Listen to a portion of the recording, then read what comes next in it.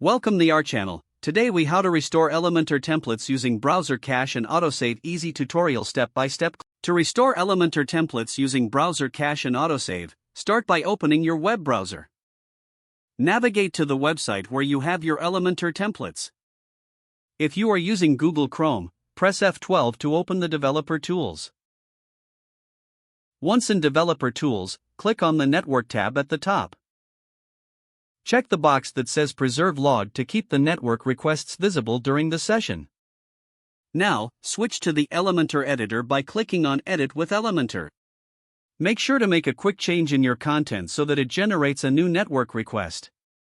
After the change, look back at the Network tab and locate any requests made. Find the entry with a URL that includes /wp-json/Elementor.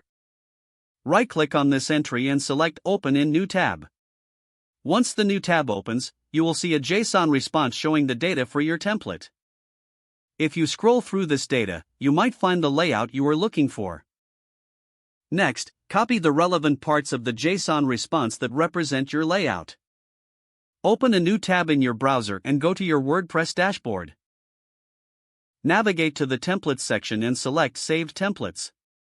Here, click on Add New and choose a template type. Paste the copied JSON data into the text area.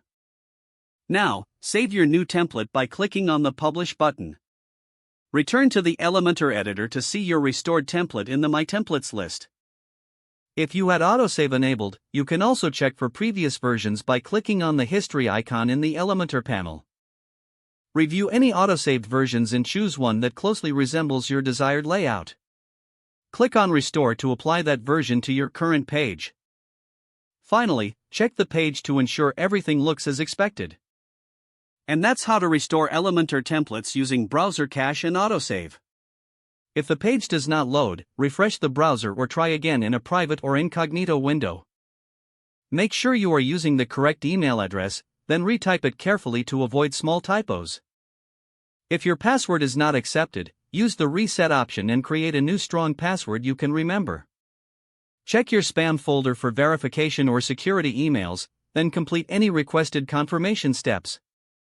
Enable two-factor authentication if available to improve account security and reduce unauthorized access risk. After signing in, review your profile details so your contact information and settings are accurate and current. Don't forget to like this video and subscribe to our channel for more step-by-step tech guides.